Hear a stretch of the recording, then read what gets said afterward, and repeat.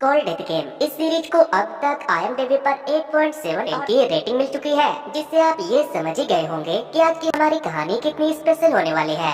तो कहानी की शुरुआत में हम चोई नाम के एक लड़के को नर्क यानी कि जहन्नम में रोते हुए देखते हैं। वो चिल्ला चिल्ला कर यही कह रहा था कि मैं वहाँ क्यों जाऊँ, जबकि मैंने कुछ गलत किया ही नहीं है। तभी एक लड़की उसे गोली मार देती है। गोली लगते ही वो लड़का आसमान से धरती की तरफ गिरने लगता है, लेकिन रास्ते में ही वो जिंदा हो जाता है। अब हमें 7 साल पहले का सीन दिखाया जाता है, जहां हम चोई को अपनी गर्लफ्रेंड जीसू से बात करते हुए जॉब के लिए इंटरव्यू देने के लिए जाते हुए देखते हैं। लेकिन तभी एक आदमी उसके सामने आत्महत्या कर लेता है। चोई उसे बचाने की कोशिश करता है, लेकिन वो वहीं पर मर जाता है, जिससे कि चोई बहुत घबरा जाता है। फिर जब वो इंटरव्यू के लिए जाता है तो उसका ध्यान इंटरव्यू वालों की जगह उसी आदमी पर था, जिस वजह से वो इंटरव्यूअर के किसी भी सवालों का जवाब ठीक से नहीं दे पाता, इसीलिए उसे जॉब नहीं मिलती। अपने ग्रेजुएशन के बाद जॉब न मिलने और अपने स्टडी लोन चुकाने के लिए चोई दूसरे अलग अलग काम करना शुरू कर देता है। चोई ग्रेजुएट होने के बाद भी मेरी तरह बेरोजगार था, लेकिन अपना खर्चा पानी चलाने के लिए कभी वो वेटर, कभी ड्राइवर तो कभी डिलीवरी बॉय का काम करने लगता है। इसी बीच वो कंटिन्यू कोई कहने का जॉब भी ढूंढ रहा था। इसी तरह 7 साल बीत जाते हैं। फिर एक दिन उसे कंपनी से जॉब के लिए कॉल आता है। चोई अच्छे से प्रिपेयर होकर इंटरव्यू देने के लिए चला जाता है। इस बार चोई का इंटरव्यू एक बहुत बड़े कंपनी में था और आज उसका इंटरव्यू बहुत अच्छा जाता है। फिर जैसे ही वो इंटरव्यू देकर बाहर आता है, उसे उसके दोस्त यही का कॉल आता है, जो उसे बताता है कि तुमने हायोन के जिस स्कीम में पैसा लगाया था वो एक फ्रॉड था। उसने हमें स्कैम किया और हमारे पैसे लेकर भाग गया। ये सुनते ही चोई भागते हुए अपने दोस्त हायोन के घर है, लेकिन उसके घर के बाहर लॉक लगा हुआ था। चोई पागल हो जाता है, क्योंकि उसने अपनी 7 साल की सेविंग हायोन के उस स्कीम में इन्वेस्ट कर रखी थी। फिर जब चोई अपने घर जाने लगता है तो वो रास्ते में अपनी गर्लफ्रेंड जीसू को किसी और के कार से उतरते हुए देखता है। कार के जाने के बाद चोई जीसू के पास जाता है, लेकिन वो उससे कुछ नहीं कहता और वापस जाने लगता है। मगर जीसू उसे रोक लेती है और उसे पैसों से भरा एक इन्वेलप देती है, क्योंकि उसे पता था कि चोई जॉब इंटरव्यू की वजह से कोई पार्ट टाइम जॉब नहीं कर रहा, इसीलिए उसे पैसों की जरूरत होगी। जीसू अक्सर अपने बॉयफ्रेंड को पैसे देकर उसकी मदद किया करती थी, आप भी करना। लेकिन चोई उसे उसके पैसे वापस दे देता है और उससे पूछता है कि क्या वो तुम्हारा नया बॉयफ्रेंड था। जीसू कहती है कि नहीं, वो मेरा बॉयफ्रेंड नहीं था। जिस पर चोई कहता है कि आखिर मेरी वजह से तुम कब तक इस तरह से रहोगी, मैं तुम्हारे लायक नहीं हूँ। जीसू तुम मुझसे अच्छा डिजर्व करती हो, तुम मेरे लिए कब तक ऐसे ही रहोगी। चोई रोते हुए उसे गुड बाय बोलकर चला जाता है। फिर जब वो अपने घर पहुँचता है तो देखता है कि उसके घर का सारा सामान खुले में पड़ा है और बारिश भी हो रही थी। घर के दरवाजे पर एक नोट चिपका हुआ था, जिसमें लिखा था कि तुमने कई महीनों से रेंट नहीं दिया, इसीलिए मैंने ये घर किसी और को रेंट पर दे दिया है। अब तुम अपना सामान लेकर यहाँ से चले जाओ। लेकिन बारिश हो रही थी, जिसमें चोई के घर का सारा सामान भीग रहा था। इसी तरह सुबह हो जाती है। सुबह उसे उस कंपनी से मैसेज आता है जहाँ वो कल इंटरव्यू के लिए गया था, लेकिन वो इंटरव्यू में फेल हो चुका था। जिसके बाद चोई बहुत रोता है। उसने अपने पैसे खो दिए, उसे जॉब नहीं मिली और उसकी गर्लफ्रेंड ने भी उसे धोखा दिया था।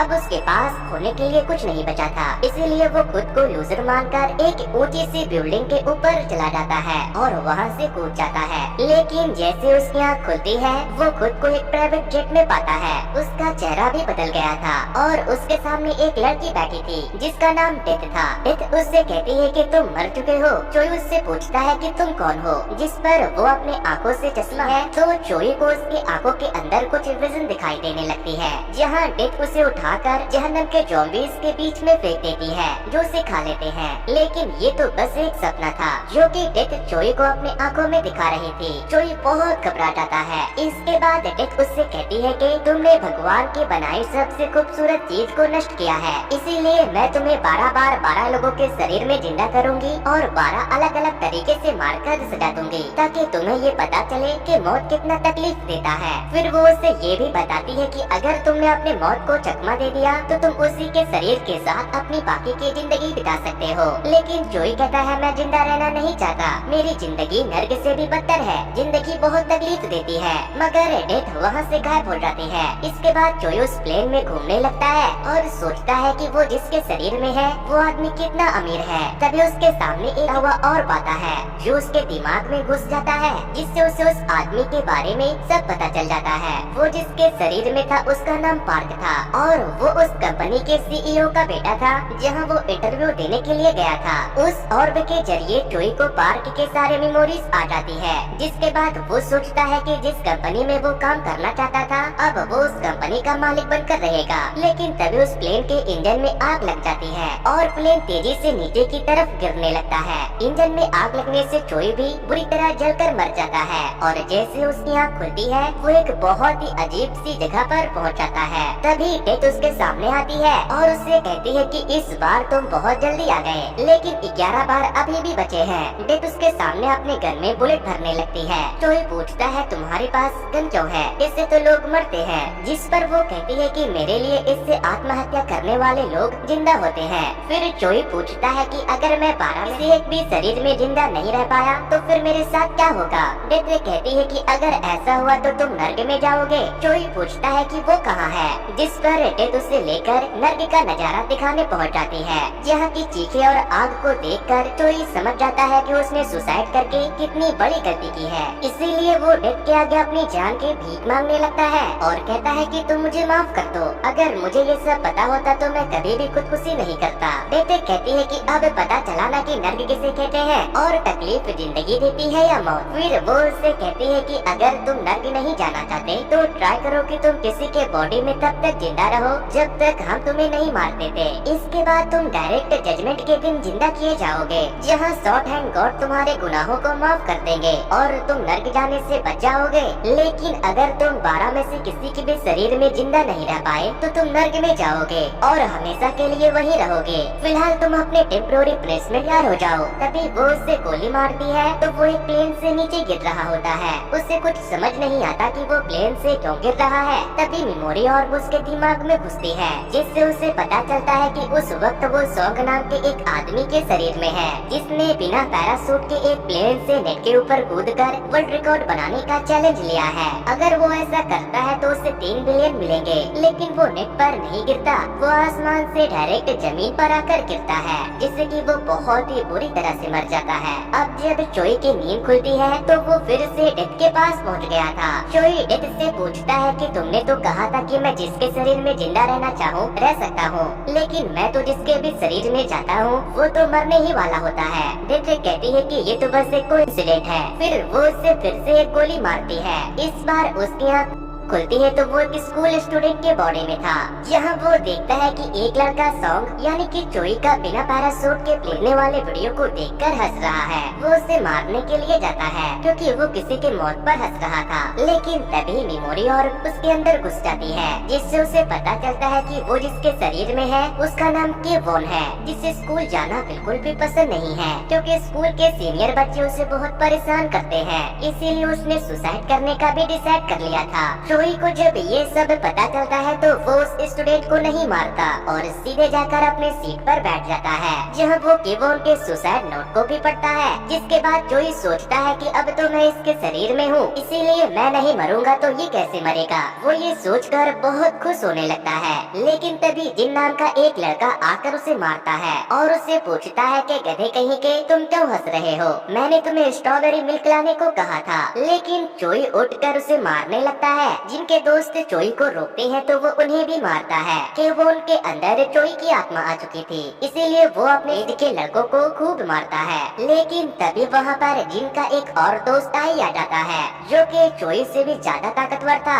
वो उसे खूब मारता है, जिसके बाद 2 लोग केवोन को पकड़ लेते हैं और जिन उसे मारने लगता है। लेकिन तभी टीचर वहाँ पर आने वाले थे, इसीलिए जिन उसे कहता है कि मैं तुम्हें स्कूल के बाद बताता हूँ। फिर स्कूल के बाद जिन और उसके दोस्त फिर से केवोन को मारने लगते हैं। लेकिन ताई जिन से कहता है कि अब हमें इसे जाने देना चाहिए, हमने इसे बहुत मार लिया। लेकिन जिन उसी को मारने लगता है। तभी वहाँ जिन की गर्लफ्रेंड उसे बुलाने आती है तो वो केवोन को छोड़कर चला जाता है। इसके बाद चोई केवोन के घर जाता है तो देखता है कि वो बहुत ही मिडिल क्लास बच्चा है। फिर रात को केवोन की माँ घर आती है तो चोई को उसे माँ कहने में बहुत ही अजीब लगता है, मगर जब वो उसे अपने बेटे की तरह केयर करने लगती है तो उसे अपनी मॉम की याद आने लगती है। वो केवोन के मॉम को अपनी माँ की तरह देखकर रोने लगता है। केवोन की माँ जब उससे पूछती है कि क्या हुआ तो वो कहता है कुछ नहीं। अब हमें नेक्स्ट डे केवोन का सीन दिखाया जाता है। आज जब टाई बाथरूम जाता है तो चोई उसके पीछे जाता है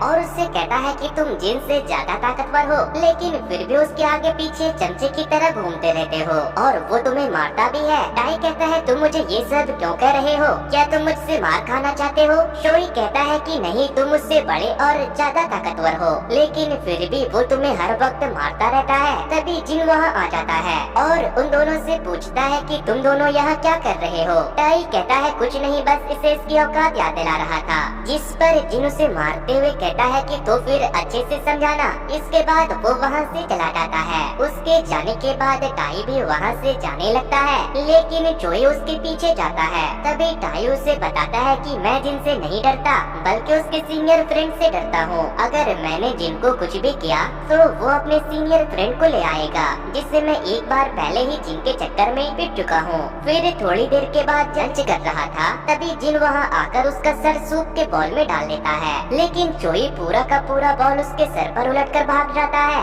जिसके बाद वो टाई से उसे पकड़कर लाने को कहता है, तो वो कहता है मैं उसे पकड़ने के चक्कर में अपना लंच क्यों मिस करूं। इस तरह से वो उसकी इंसल्ट कर देता है। ये सब उसकी गर्लफ्रेंड भी देख लेती है। थोड़ी देर के बाद जिन अपने सीनियर फ्रेंड्स के साथ स्कूल में पहुंच जाता है, लेकिन वो उन्हें ये बोलकर लाया था कि टाई ने उसकी इंसल्ट की है, लेकिन टाई कह देता है कि नहीं, मैंने उसे कुछ नहीं किया, केवोन ने उसके ऊपर सूप डाला था। फिर जब वो सीनियर उसे जाकर देखते हैं तो चोई उससे कहता है कि क्या हुआ भैया। उसकी मासूमियत देखकर सीनियर जिन से कहता है कि तुम गधे एक बच्चे को नहीं संभाल सकते, इसे मारने के लिए तुमने मुझे यहाँ बुला लिया। सीनियर और उसके दोस्त जिनको धमकाते हुए उससे कहते हैं कि हम बच्चों पर हाथ नहीं उठाते, तुमने क्या हमें अपना बॉडीगार्ड समझ रखा है। इसके बाद वो वहाँ से चले जाते हैं। सीनियर के जाने के बाद इसका खूब मजाक उड़ाता है और जब जिन उसे मारने लगता है तो टाई जिन को मारते हुए कहता है कि गए तुम्हारे दोस्त तुम्हें छोड़कर, अब तुम्हें बचाने वाला कोई नहीं। फिर जब जिन वहाँ से जाने लगता है तो वो अपनी गर्लफ्रेंड को सीनियर के साथ देखता है। उसकी गर्लफ्रेंड उसे देखकर उसकी बेइज्जती कर देती है।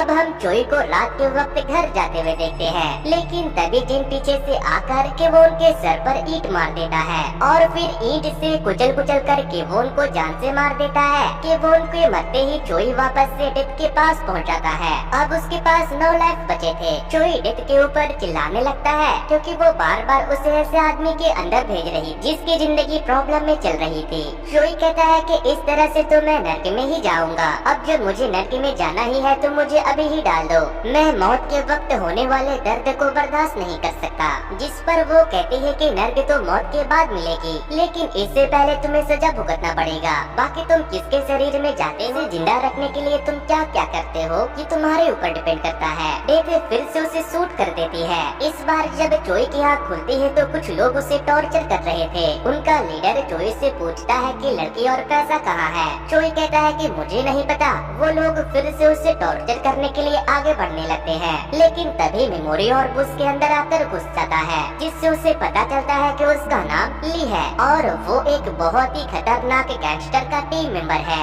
जिसकी एक बहुत ही खूबसूरत सी बीवी है। एक दिन वो गैंगस्टर अपनी बीवी को बहुत मारता है, जिसके बाद वो ली से कहती है कि मैं यहाँ नहीं रहना चाहती, क्या तुम मेरे साथ चलोगे। जिसके बाद जिन सबसे पहले अपने बॉस के 10 मिलियन चुराकर किसी सेफ जगह पर पहुंचाकर अपनी बॉस की बीवी से मिलने के लिए जाने लगता है, लेकिन रास्ते में ही बॉस के लोग उसे पकड़ लेते हैं। जिन तो पकड़ा गया था, लेकिन बॉस की बीवी भाग गई थी। चोई को जैसे ही ये सब पता चलता है वो बॉस और उसके लोगों को मारकर वहाँ से भाग है, लेकिन बॉस के कुछ लोग उसके पीछे पड़ जाते हैं। वो बाइक से भाग रहा था और उनसे बचने के लिए अपनी बाइक एक बिल्डिंग से दूसरे बिल्डिंग पर कूदा देता है, जहाँ उसकी बाइक सीधे स्विमिंग पूल में गिरती है, जिससे कि उसकी जान बच जाती है। वहाँ से निकलकर जिन यानी कि चोई सीधे अपने बॉस की बीवी से मिलने के लिए पहुँच जाता है, जहाँ उसकी बॉस की बीवी उसे देखते ही गले लगा लेती है। फिर वो उससे पूछती है कि तुमने पैसा कहाँ रखा, लेकिन चोई उसे जैसे ही पैसे के बारे में बताता है वो उसे गोली मार देती है।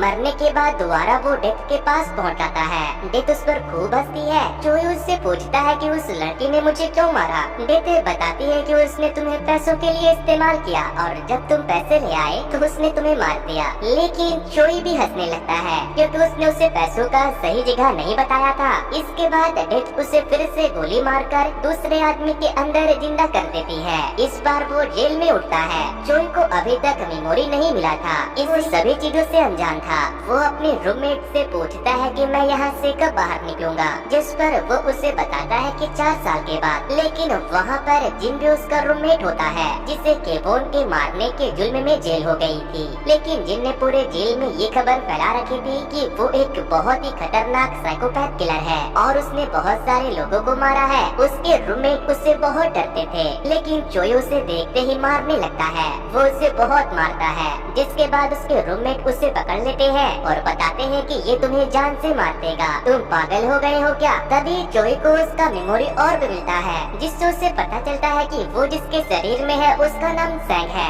सैंग अपनी माँ का लोन चुकाने के लिए एक अमीर आदमी की जगह जेल चला आया था, जिसने एक लड़की को अपने कार से टक्कर मार दिया था, जिसके बाद उसकी जान चली गई थी। अपने बदले सैंग को जेल भेजकर वो अमीर आदमी सैंग के माँ को ढेर सारा पैसा देता है। लेकिन सैंग उस आदमी को ब्लैकमेल कि वो उसे 1 बिलियन और दे, नहीं तो वो पुलिस को बता देगा कि उसने उसे पैसे दिए थे, जबकि असली गुनाहगार वो है। प्रेजेंट टाइम में चोई जिनको मार रहा था, लेकिन तभी वहाँ के गार्ड आकर उसे अपनी जगह पर जाकर बैठने को कहते हैं। थोड़ी देर के बाद जिन कहता है कि मुझे प्यास लगी है, मुझे इंसान का खून चाहिए, बताओ मैं तुम में से किसे मारूं। चोई हंसने लगता है और फिर अपने सभी जेलमेट से कहता है कि अगर किसी ने मुझे रोकने की कोशिश की तो मुझसे बुरा कोई नहीं होगा। इसके बाद वो जिन को बहुत मारता है और सभी को बताता है कि ये कोई साइकोपैथ किलर विलर नहीं है, ये लूजर एक छोटे बच्चे को मारकर यहाँ आया है। उसके मुंह से अपनी असलियत सुनकर जिन उसके आगे हाथ जोड़कर माफी मांगने लगता है और उससे पूछने लगता है कि तुम्हें ये सब कैसे पता।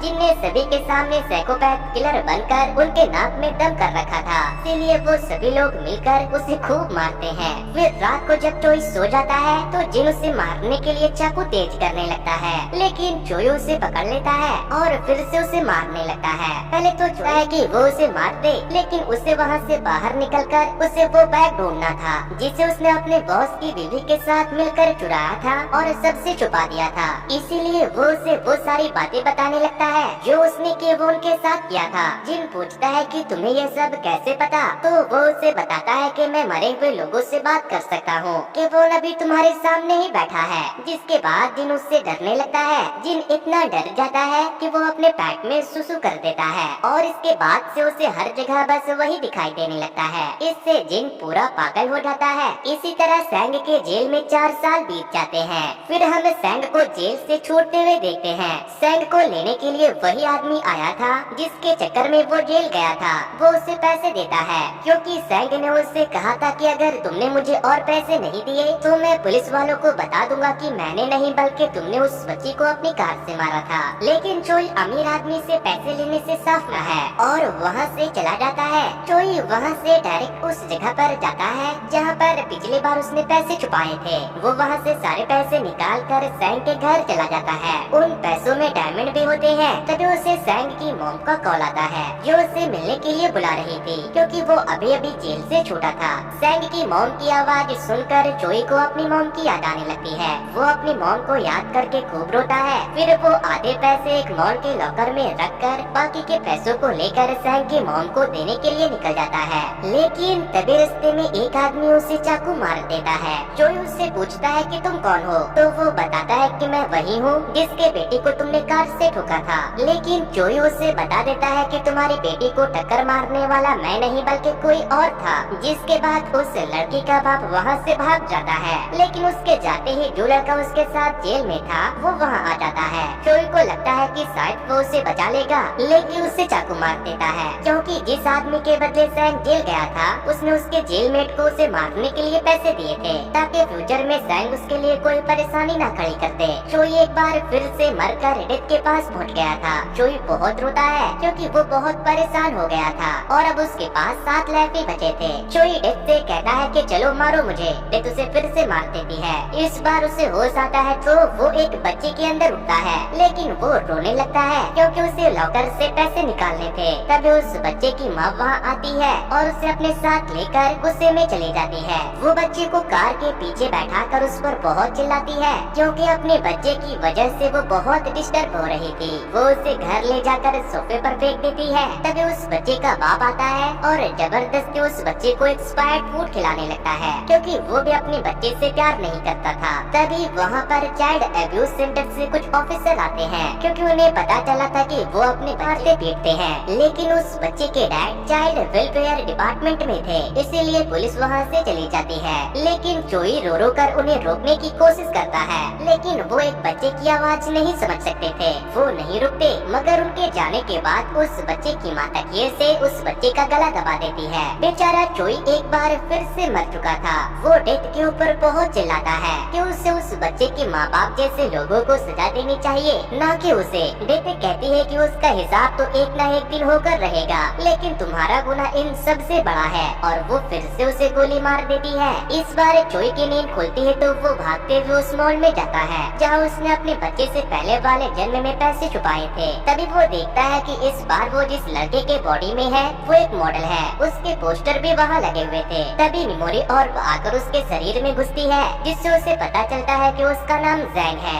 और वो एक मॉडल ही है। चोई सोचता है कि अब तो मेरे पास शक्ल दोनों है, इस बार तो मैं नहीं मरने वाला। चोई जैंग के घर चला जाता है जहाँ वो उस कपल के अरेस्ट की न्यूज देखता है जिसने उस बच्चे को मारा था। तभी उसे जैंग के एक दोस्त का फोन आता है जो उसे एक वीआईपी पार्टी में आने के लिए कहता है। जैंग वहाँ जाता है तो उसका दोस्त उसे बताता है कि ये पार्टी टैकिंग ग्रुप के सीईओ ने रखी है। तभी वहाँ पर टैकिंग ग्रुप का सीईओ आता है। ये वही आदमी था जिसके पास चोई अपना आखिरी इंटरव्यू देने के लिए गया था। नेक्स्ट डे चोई को जैंग का बड़ा भाई उसे उठाने के लिए आता है और उसे कहता है कि जल्दी करो, तुमने कहा था कि आज तुम कैफे में मेरी हेल्प करोगे। जिसके बाद चोई उसके साथ कैफे चला जाता है और वहाँ वेटर का काम करने लगता है। लेकिन तभी वो वहाँ पर अपनी गर्लफ्रेंड जीसू को देखता है जो हर रोज उस कैफे में कॉफी पीने के लिए आया करती थी। चोई काम करते हुए बस उसे ही देखे जा रहा था। तभी उसका भाई उसे बताता है कि वो एक बहुत ही फेमस नोवेलिस्ट है। जिसके बाद चोई यूट्यूब पर जीसू के फिक्शनल नोवेल फुल होने के बाद के इंटरव्यू को देखता है, जहाँ वो इंटरव्यूअर को बताती है कि उसके सक्सेस होने के पीछे उसके बॉयफ्रेंड चोई का हाथ है। लेकिन उसने अब तक चोई को ये नहीं बताया कि उसका नोवेल सक्सेसफुल हुआ है। ये इंटरव्यू चोई के आत्महत्या करने वाले दिन का था। इसके बाद चोई लाइब्रेरी में जाकर उसकी लिखी हुई उस फेमस बुक को पढ़ने लगता है जिसमें चोई और जीसू के लाइफ से रिलेटेड बहुत सी बातें लिखी हुई थी। तभी उसे रियलाइज होता है कि उस दिन जो इन्वेलप जीसू से दे रही थी उसमें उसके नॉवेल्स का प्राइज मनी था। फिर चोई के कैफे जीसू से मिलने के लिए वही लड़का आता है जिसके कार से उस दिन वो उतरी थी। दरअसल वो लड़का जीसू का भाई था, लेकिन चोई ने उसे समझाने का मौका ही नहीं दिया था। फिर अगले दिन जब जीसू कॉफी पीने के लिए आती है तो चोई उसके पास जाता है और उससे कहता है कि आप बहुत अच्छा लिखती हो, क्या आप मेरी कहानी सुनना चाहोगी? जीसू कहती है हाँ, क्यों नहीं, बताओ क्या है तुम्हारी कहानी। जिसके बाद चोई उसे अपने सुसाइड के बाद की कहानी सुनाने लगता है। वो बताता है कि कैसे उसके सुसाइड करने के बाद डेथ उसे बार बार जिंदा करके मार रही है। जीसू की उसकी कहानी बस कहानी ही लगती है, इसीलिए वो उसे इग्नोर कर देती है और कहती है कि आगे की कहानी तुम मुझे कल सुनाना। जीसू वहाँ से चोई के फोटो के पास जाती है और उससे देखकर खूब रोती है। वो कहती है तुम्हारे जाने के बाद मैं खाती हूँ, पीती हूँ, सोती हूँ, लेकिन थोड़ा भी खुश नहीं रहती। मैं तुम्हें बहुत मिस करती हूँ। चोई भी दूर से खड़ा होकर उसे देख रहा था। उसके जाने के बाद चोई अपने फोटो के पास जाता है तो वहाँ पर उसकी मॉम भी थी जो चोई की फोटो को साफ कर रही थी। इसके बाद चोई की मॉम बाथरूम में जाकर चोई का नाम लेकर खूब रोती है। ये सब देखकर चोई भी खूब रोता है और अफसोस करता है कि आखिर उसने ऐसा क्यों किया। मरकर उसे तो चैन नहीं मिला था, लेकिन उसके मरने के बाद उसकी माँ और जीसू की जिंदगी पूरी तरह से नर्क बन चुकी थी। फिर नेक्स्ट डे चोई चुपके से पैसों का बैग ले जाकर अपने मॉम के घर में रख देता है। फिर जब वो कैफे में जाता है जीसू से कहता है कि आगे की कहानी मैं तुम्हें बाहर चलते हुए सुनाता हूँ। चोई सड़क पर जाते हुए हर वो स्पेशल मोमेंट जीसू को बताने लगता है जिससे उन दोनों के अलावा कोई नहीं जानता था। जीसू ये सब सुनकर रोने लगती है और उससे पूछती है कि तुम्हें ये सब कैसे पता। जिस पर चोई सब सच बता देता है कि मैं ही चोई हूँ। मेरे सुसाइड करने के बाद मुझे बार बार जिंदा किया जा रहा है और मुझे मारा जा रहा है। जीसू को कुछ भी समझ नहीं आता और चोई उसे आई लव यू कहने वाला होता है, लेकिन तभी एक कार आकर उन दोनों को टक्कर मार देती है। तभी हम देखते हैं कि ये कार टाइटन कंपनी के सीईओ की है और उन दोनों के मौके पर ही मौत हो जाती है। फिर जब चोई की आँख खुलती है तो वो फिर से डेथ के पास पहुंच गया था। वो बहुत रोता है। अब उसके पास बस 6 लाख बचे थे, लेकिन उसकी गर्लफ्रेंड मर चुकी थी जो शायद अब उसे क़यामत के दिन ही मिलने वाली थी। दोस्तों, इस सीरीज की आगे की जो कहानी है वो बहुत ही इंटरेस्टिंग है। इस वीडियो का नेक्स्ट पार्ट बिल्कुल डेथ गेम के पिछले पार्ट में अब तक हम लोगों ने देखा था कि चोई के सुसाइड करने के बाद डेथ यानी कि यमराज ने उसे 12 जिंदगी दी थी, जिनमें से उसे किसी एक में तब तक जिंदा रहना था जब तक वो नेचुरल तरीके से न मर जाए। लेकिन वो 6 बार पहले ही मर चुका था। अब उसके पास बस 6 लाख ही बचे थे और आखिरी बार तो वो अपनी गर्लफ्रेंड के साथ मर गया था। लेकिन इस कहानी की जो एंडिंग होने वाली है उसे आपने कभी सोचा भी नहीं होगा। इसे देखने के बाद आप बस यही सोचोगे कि अगर भगवान होते हैं तो वो ऐसी सजा किसी को न दे। तो देखते हैं कि चोई मरकर फिर से डेथ के पास पहुंच गया है। चोई बहुत रोता है क्योंकि टाइटैन कंपनी के सीईओ पार्क ने उसे और उसकी गर्लफ्रेंड को अपनी कार से कुचलकर मार दिया था। चोई पार्क को जान से मारने का फैसला करता है, लेकिन इससे पहले वो डेथ के गन को उठाकर उसे ही गोली मार देता है। लेकिन उसे कुछ नहीं होता क्योंकि मौत को कोई नहीं मार सकता। तभी डेथ जीसू का रूप ले लेती है। उसे देखकर चोई रोने लगता है, लेकिन उसे पता था कि वो डेथ है, इसीलिए वो डेथ से उसे असली रूप में आने के लिए डेथ कहती है कि तुम्हारा किसी को मारना मेरे रूल के खिलाफ है, तुम किसी को नहीं मार सकते। इसके बाद डेथ अपनी गोली को इशारा करके उसे चोई को मार देती है। इस बार जब चोई की आँख खुलती है तो उसके हाथ में खून लगा था। वो उस जगह को देखने लगता है।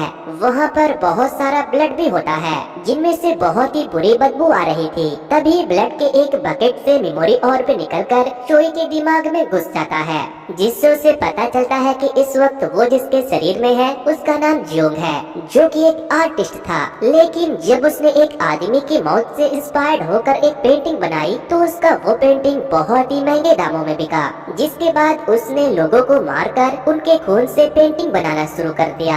जियोंग ने 15 से ज्यादा लोगों को तड़पाकर मार दिया था और उसने उनके खून से पेंटिंग बनाकर बहुत सारे पैसे कमाए थे। जियोंग की पेंटिंग मिलियंस में बिकती थी। चोई को जब उसके बारे में पता चलता है तो वो बहुत ही ज्यादा है, उसे उल्टियाँ होने लगती है। फिर वो जियोंग के एक पेंटिंग टूल से एक नुकीली छुरी को निकालकर ये डिसाइड करता है कि वो इस मॉन्स्टर के जरिए उस मॉन्स्टर को मारेगा जिसने उसकी गर्लफ्रेंड को मारा था। इसके बाद चोई उस जगह पर जाती है जहाँ पर पार्क ने उसे और जीसू को मारा था। उसे याद आता है कि जब वो मर रहा था तो पार्क ने जीसू का फेवरेट पेन गटर में फेंक दिया था। चोई उस पेन को निकाल लेता है। तभी चोई को ये भी याद आता है कि जब वो मर रहा था तो पार्क अपने असिस्टेंट से कहता है कि अगर डैड को पता चला कि मैं ड्रग्स लेकर गाड़ी चला रहा था तो वो मुझे सीईओ के पोजीशन से निकाल देंगे, इसीलिए वो ये इल्जाम अपने ऊपर ले ले। चोई उससे कहता है कि इसके बदले वो उसे ढेर सारे पैसे देगा और जब वो जेल से छूटकर बाहर आएगा तो वो उसे अपने एक सब्सिडरी कंपनी का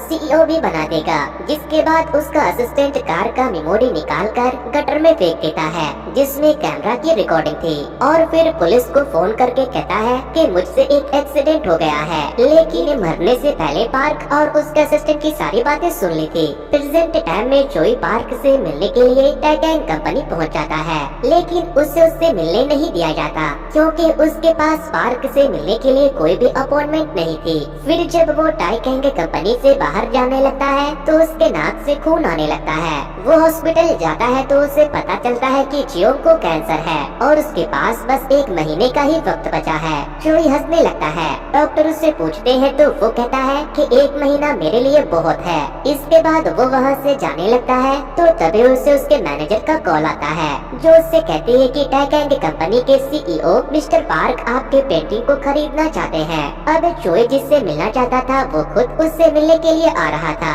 चोई अपने आर्ट गैलरी में पहुंच जाता है जहां पर पार्क पहले से ही पहुंचा हुआ था। पार्क जियोंग से पूछता है कि तुम्हारा ये पेंटिंग किससे इंस्पायर्ड है, जिस पर वो कहता है कि 5 लोगों के खून से। को चोई की बातें मजाक लगती है। तभी वो कहता है कि हम दोनों बिल्कुल एक जैसे हैं, जो दूसरों की जान लेना पसंद करते हैं। पार्क उसकी बातों को सुनकर शॉक हो जाता है, लेकिन तभी वो कहता है कि मैं मजाक कर रहा था। तभी वहाँ पर पार्क की असिस्टेंट उसे बुलाने के लिए आ जाती है। वो कहती है कि चेयरमैन ने आपको बुलाया है। जिसके बाद पार्क चोई से कहता है कि तुम ये पेंटिंग मेरे घर भिजवा देना। फिर वो वहाँ से चला जाता है। पार्क वहाँ से अपने बड़े भाई के आत्मा के शांति के लिए अपने परिवार के साथ चर्च में जाता है जहाँ टाइटैंक कंपनी के चेयरमैन यानी के पार्क के डैड भी थे। तभी पार्क को याद आता है कि जब वो छोटा था तब उसने अपने घर में काम करने वाली एक औरत के बच्चे को मारने की कोशिश की थी, क्योंकि वो बहुत रोता था। उसे ऐसा करते हुए उसके बड़े भाई ने देख लिया था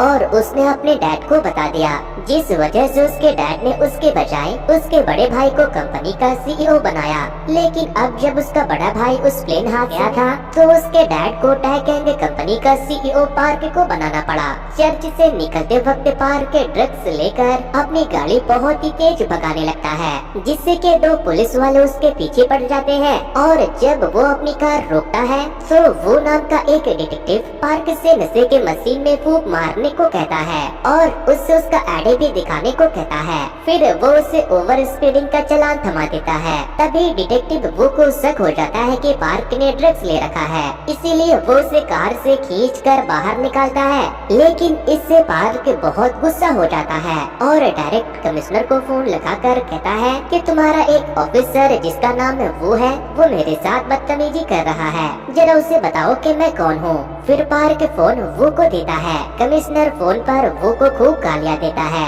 और कहते हैं कि अगर तुमने उससे माफी नहीं मांगी और उसने तुम्हें माफ नहीं किया तो मैं तुम्हें जॉब से निकाल दूंगा। वो पार्क मांगने लगता है, लेकिन इसके बाद भी पार्क उसे बहुत बुरी तरह से मारने लगता है। वो के साथ आया दूसरा ऑफिसर जियो पार्क को रोकना चाहता था, लेकिन पार्क उससे दूर ही रहने को कहता है, इसीलिए वो वहाँ खड़ा बस तमाशा देखता रहता है। इसके बाद पार्क जी हयोंग से जाकर कहता है कि मुझे तुम्हारे जैसे समझदार कुत्ते बहुत पसंद है। फिर वो वहाँ से अपनी कार लेकर निकल जाता है, लेकिन उसके घर के दरवाजे के बाहर जियोंग खड़ा था। पार्क उससे पूछता है कि तुम यहाँ क्या कर रहे हो, जिस पर जियोंग उसके फरारी पर अपना जूता साफ करते हुए कहता है कि मैं पेंटिंग देने आया था। लेकिन पार्क को ये बहुत ही डिसरिस्पेक्टफुल लगता है, इसीलिए वो गुस्से में जियोंग को एक जोरदार पंच मारकर वहाँ से जाने लगता है। लेकिन चोई पार्क के ऊपर थूक देता है, जिसके बाद वो अपने कार से गन निकालकर उसे शूट करने लगता है। चोई उसे बचकर भागने लगता है, लेकिन पार्क उसे शूट करके मार देता है। लेकिन चोई मरा नहीं था, वो उठकर पार्क का गन ले लेता है। वो जब उससे पूछता है कि तुम्हें गोली क्यों नहीं लगी, तो चोई उसे अपना बुलेट प्रूफ जैकेट दिखाता है। इसके बाद चोई पार्क को किडनैप करके जियोंग के लैब में लेकर पहुंच जाता है, जहां जियोंग लोगों को टॉर्चर करके उसके खून से पेंटिंग बनाया करता था। चोई जियोंग की तरह पार्क को स्ट्रेचर पर लेटाकर टॉर्चर करने वाला था, लेकिन तभी कैंसर की वजह से वो खुद बेहोश हो जाता है। फिर जब चोई की नींद खुलती है तो वो खुद को स्ट्रेचर पर बंधा हुआ पाता है। तभी पार्क उससे कहता है कि तुमने उस पेंटिंग को 15 लोगों के खून से बनाया था और सही कहा था तुमने, हम दोनों बिल्कुल एक जैसे हैं।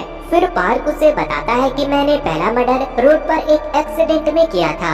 ये वही आदमी था जिसे बचाने की कोशिश चोई ने की थी, जिसके वजह से चोई अपने इंटरव्यू पर कंसंट्रेट नहीं कर पाया था। पार्क बताता है कि उसे उस आदमी को मारकर बहुत मजा आया था। इसके बाद पार्क चेन सॉ से जियोंग के पैर को काट देता है। चोई लाता है। फिर वो पार्क से कहता है कि मैं जानता हूँ तुमने अपने भाई जिंग को मारा था। पार्क पूछता है कि तुम्हें कैसे पता, तो वो बताता है कि मैं अपने एक जन्म में तुम्हारा भाई था। ये सुनकर पार्क हंसने लगता है और फिर वो जियोंग के टुकड़े टुकड़े कर देता है, जिसे वो एक बार फिर से मरकर डेथ के पास पहुंच जाता है। अब चोई के पास सिर्फ 4 ही लाइफ बची थी। डेथ कहती है कि तुमने जलने का मजा चखा, गिरने का मजा चखा, चाकू का मजा चखा, कुचलने का मजा चखा, अब बताओ क्या अभी भी तुम्हें मौत से ज्यादा जिंदगी तकलीफ देती है। चोई हंसने लगता है, जिससे कि डेथ समझ जाती है कि वो जानबूझकर पार्क के हाथों मरा है। दरअसल चोई ने जियोंग के लैब में हिडन सीसीटीवी कैमरा लगा दिए थे ताकि वो दुनिया वालों को उसका असली चेहरा दिखा सके, और वो चाहकर भी उसे मार नहीं सकता था क्योंकि डेथ ने उसे ऐसा करने से मना किया था।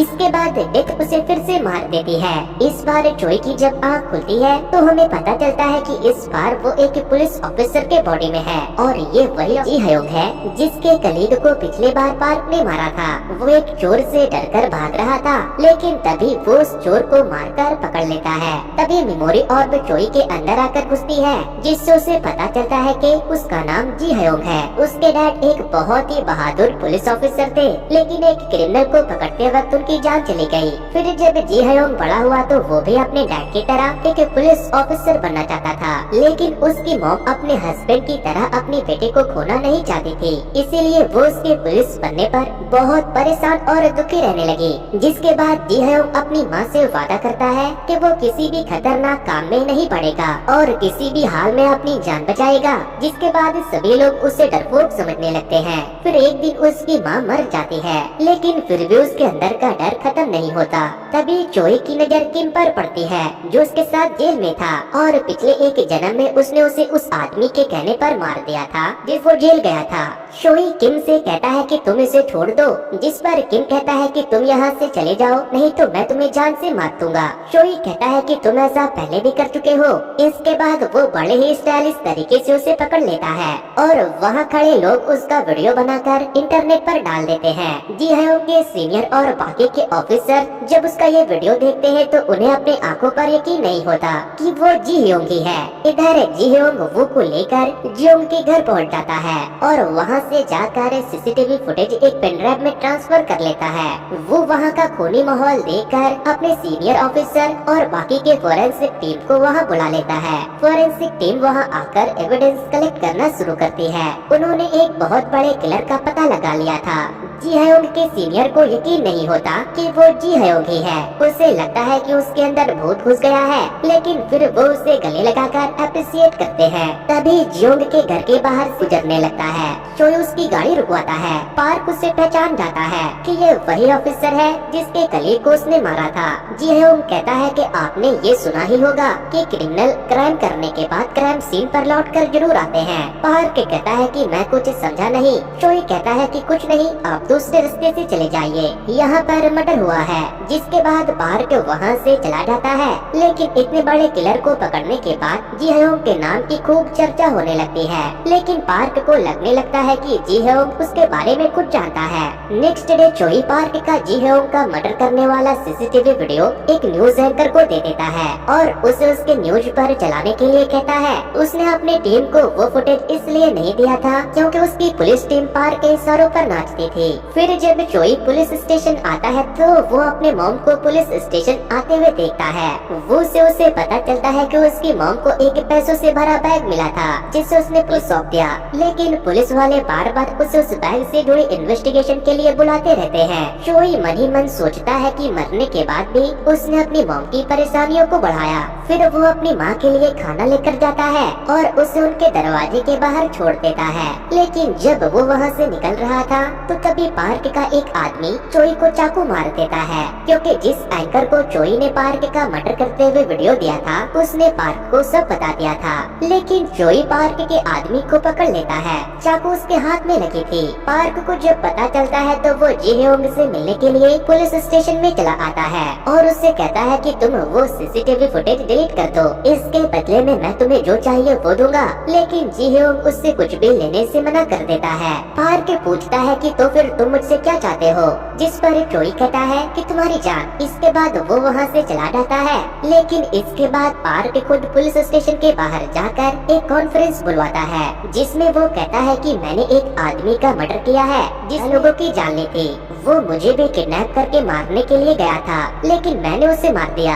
जिसके बाद सभी लोग पार्क को मसीहा मानने लगते हैं, जिसने बड़े बहादुरी से एक सीरियल किलर को मार दिया था। ये खबर सुनकर चोई बहुत परेशान हो जाता है, क्योंकि पार्क ने अपने प्रॉब्लम को बहुत ही अच्छे से अपॉर्चुनिटी में बदल दिया था। पुलिस भी पार्क का कुछ बिगाड़ नहीं पाती, वो आराम से छोड़ जाता है। इसके बाद पार्क अपने प्राइवेट जेट से एक बिजनेस मीटिंग के लिए कहीं जाने के लिए निकल जाता है, लेकिन तभी उसके प्लेन के इंजन में आग लग जाता है। फिर जब वो जाकर केबिन में देखता है तो वहाँ पर पायलट भी नहीं था, प्लेन में सिर्फ वही बचा था।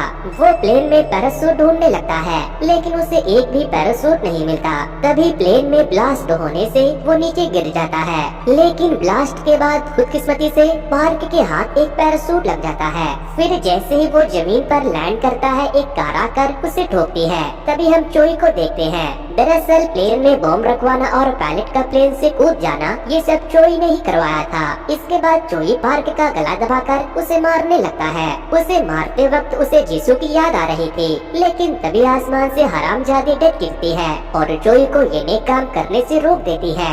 चोई उसे छोड़कर जाने लगता है, लेकिन जैसे ही पार्क के द्वारा से उठकर चोई पर हमला करता है उसका पैराशूट खुल जाता है और तभी एक ट्रक आकर उसे टक्कर मार देती है। अब हमें अगले दिन का सीन दिखाया जाता है जहां जी हेयोंग यानी कि चोई अभी तक जिंदा था और अब वो एक ईमानदार पुलिस वाले की तरह काम कर रहा था, लेकिन एक क्रिमिनल को पकड़ते वक्त वो और चोई दोनों के ऊपर गोली चला देता है। चोई सोचता है कि एक बार उसने पहले भी वो को पार्क से मार खाने के लिए छोड़ दिया था और वो परिवार वाला आदमी है, इसीलिए इस बार वो उसे कुछ होने नहीं देगा। जिसके बाद चोई वो को बचाने के लिए उस क्रिमिनल को पकड़ लेता है, लेकिन इस बीच उसे बहुत सारी चुकी थी, मगर किसी तरह वो को बचाने के लिए क्रिमिनल को लेकर बिल्डिंग से नीचे गिर जाता है। बिल्डिंग से गिरकर चोई की फिर से मौत हो जाती है और एक बार फिर से वो डेथ के पास पहुंच जाता है। अब उसके पास बस 3 लाख बचे थे, लेकिन इस बार चोई मरकर खुश था क्योंकि वो शहीद जो हुआ था। डेथ फिर से गोली मारती है। इस बार वो एक भिखारी के अंदर जिंदा होता है। तभी वो टीवी पर जी हेयोंग के शहीद होने की खबर देखकर बहुत खुश होता है। लोग उसके मरने से बहुत दुखी थे, लेकिन तभी हम पार्क को देखते हैं जो उस एक्सीडेंट के बाद जिंदा बच गया था, लेकिन उसने अपने दोनों टांग खो दिए थे। वो जी हेयोंग के मरने की खबर सुनकर बहुत खुश था। चोई जी हेयोंग के फ्यूनरल में जा रहा था, लेकिन तभी उसे मेमोरी ऑर्ब आते हुए दिखती है, लेकिन इस बार वो उससे बचना चाहता था क्योंकि वो सोचता है कि इससे शायद वो इस बार नहीं मरेगा, लेकिन तभी वो सीढ़ी से गिरकर मर जाता है। फिर जब उसकी आँख खुलती है तो वो फिर से डेथ के पास पहुंचा। अब उसके पास बस 2 लाख बची थी और हमेशा की तरह डेथ फिर से उसे गोली मार देती है। इस बार जब चोई की आँख खुलती है तो वो किसी मिडिल एज आदमी के अंदर था। वो कहीं जा रहा था, तभी उसे मेमोरी ऑर्ब मिलती है, जिससे उसे पता चलता है कि वो एक एम्प्लॉय है जिसकी एक बेबी और बच्चा भी है, लेकिन उसकी जॉब चली गई थी, इसीलिए वो एक कार के आगे आकर सुसाइड कर लेता है। लेकिन उसकी ये लाइफ आगे की नहीं बल्कि पीछे की थी जब चोई जिंदा था। दरअसल ये लाइफ चोई के पास्ट लाइफ में चली गई थी जब वही आदमी उसके सामने पार्क के गाड़ी के सामने आकर मरा था और चोई ने उसे बचाने की कोशिश की थी। चोई फिर से मरकर डेथ के पास पहुंच गया था, लेकिन अब उसके पास बस एक लाइफ ही बची थी। चोई कहता है कि चलो जल्दी करो, डेथ फिर से गोली मारती है, लेकिन इस बार जब चोई उठता है तो उसके होश उड़ जाते हैं क्योंकि इस बार वो अपनी माँ के अंदर जिंदा हुआ था, मतलब कि अगला नंबर चोई के माँ का था। चोई बहुत परेशान हो जाता है और तेरी कमीनी चुड़ैल गंदी गंदी गालियाँ देने लगता है। तभी मेमोरी ऑर्ब आकर चोई के अंदर घुसती है, जिससे उसे उसकी माँ की मेमोरी मिलती है, जहाँ से उसे पता चलता है कि उसके डैड के मरने के बाद उसकी माँ ने उसे किस तरह दिन रात काम करके पाल पोस कर बड़ा किया। लेकिन जब चोई मर गया तो उस पर क्या बीता वो दर्द अब चोई भी समझ सकता था। चोई बहुत रोता है और उसे अपने मरने पर बहुत अफसोस होता है। चोई कहता है कि खुद के मरने से ज्यादा तकलीफ अपनों के मरने से होता है। अब हम चोई को अपनी माँ को अपने पैर में दर्द की दवाई लगाते हुए देखते हैं। तभी उसे उसकी मॉम की सेविंग अकाउंट मिलती है, जिसमें वो चोई के घर खरीदने के लिए पैसे जमा कर रही थी। इसके बाद चोई अपने मॉम के बॉडी को लेकर हाइकिंग के लिए निकल जाता है। वो अपनी माँ को वो जगह दिखाना चाहता था जहाँ पर उसके डैड हाइकिंग के लिए आते थे। वहाँ का नजारा देखकर चोई की मॉम को बहुत अच्छा लगता है। तभी चोई अपनी मॉम से माफी मांगता है कि वो उसे छोड़कर चला गया, लेकिन वो उसे देख और सकती थी। लेकिन वहाँ से वापस लौटते वक्त चोई की मॉम गिर जाती है। चोई अपने मॉम को मरने नहीं देता, वो उन्हें खींचकर सड़क पर लाता है। भले ही चोई जब चाहे अपनी मॉम को पोजेस कर लेता था, लेकिन शरीर तो उसके माँ का ही था, जो कि अब बूढ़ा और कमजोर हो चुका था। नेक्स्ट डे जब चोई की आँख खुलती है तो वो हॉस्पिटल में होता है। वो अपनी मॉम को खुद को जिंदा रखने के लिए शुक्रिया कहता है। अब हमें 32 साल के बाद का सीन दिखाया जाता है, जहां हम देखते हैं कि चोई अभी भी अपनी माँ के अंदर जिंदा बचा हुआ है, लेकिन पूरे 32 साल तक वो अपने माँ के अंदर अपनी कमी को महसूस करता और अफसोस करता रहता है। फिर एक दिन चोई की मॉम की नेचुरल तरीके से मौत हो जाती है। फिर जब चोई की आँख खुलती है तो वो फिर से डेथ के पास पहुंच गया था। अब चोई के पास कोई भी लाइफ लाइन नहीं बचा था। इस बार चोई पहले तो डेथ के साथ थोड़ा फ्लर्ट करता है। वो कहता है बेबी मैंने तुम्हें बहुत याद किया, लेकिन इसके बाद वो डेथ के सामने अपने घुटने टेक कर कहता है कि क्या तुम मुझे एक और जिंदगी हो। वो उसके आगे एक और जिंदगी की भीख मांगने लगता है।